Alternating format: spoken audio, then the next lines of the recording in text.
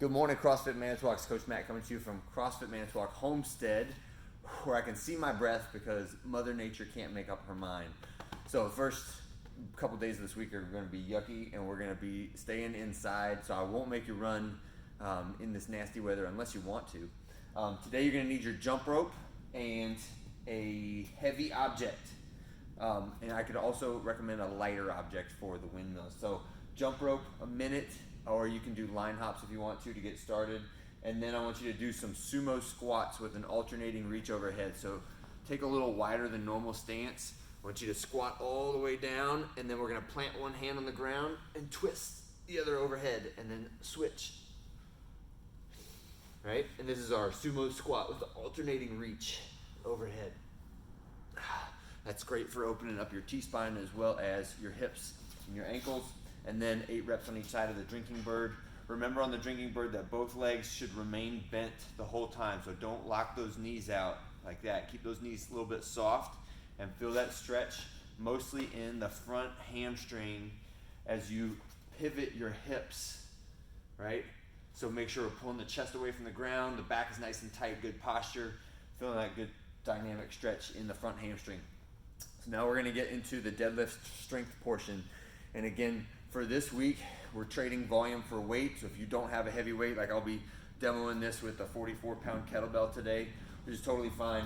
I would love to see a heavier weight. So if I had my barbell with me, I'd probably be in the 185 to 225 pound range for this, because we're doing a total of 14 reps with the barbell, right? Or with whatever object you have. So maybe if I have a little bit lighter weight, I'd go for a set of, say, 15 and then 10 instead of 8 and 6, something like that. So we're gonna start off with the conventional deadlift. So that means my feet start underneath my hips, my back is nice and braced, bending my knees slightly, and then just squeezing the butt to finish that movement at the top.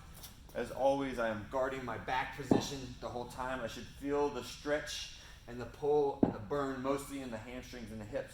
When I get 8 reps done, or whatever you choose on that first set, let's say you choose 15, you do 15, then I'm gonna rest 20 seconds. So I'm standing and watching the clock, letting the legs recover just a little bit, all right?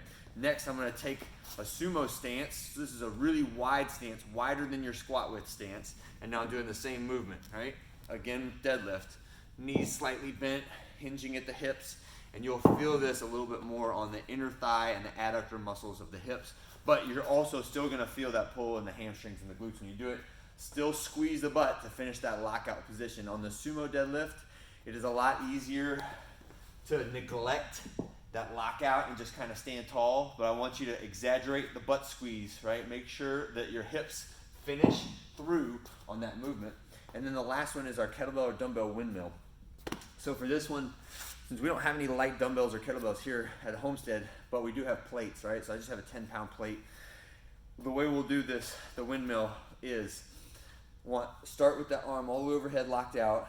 If it's in my left hand, so now I'm gonna pivot both my feet to the right, okay? So I'm kind of twisting away from the weight that's in my hand overhead.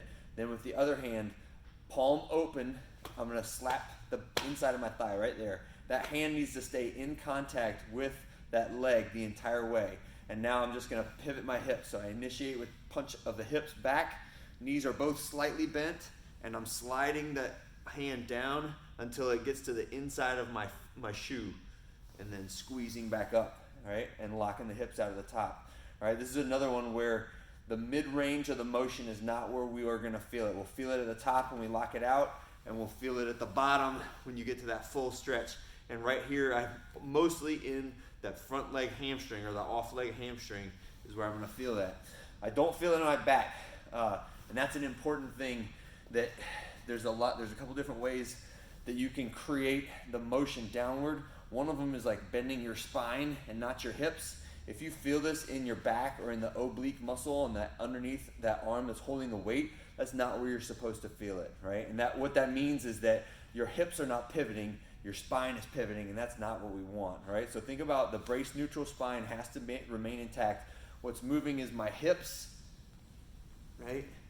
Not my vertebrae. And if you do that right, you'll feel it in the hamstring and the glute instead of in the back. And that is a slow squeeze type movement We're not trying to bounce off the bottom or go fast for reps. We're trying to feel the pivoting of the hips the entire way down as we go down, and just barely tap the ground. You don't have to even touch the ground. If you get to about the middle of your shin and you feel like that's the end of your hamstring range of motion, that's totally fine. But make sure that it is in the hips and the hamstrings and not in the spine when you do that. All right, so after that, you're gonna rest to recovery. Make sure you guys are obeying those 20-second rests. There's a purpose behind those.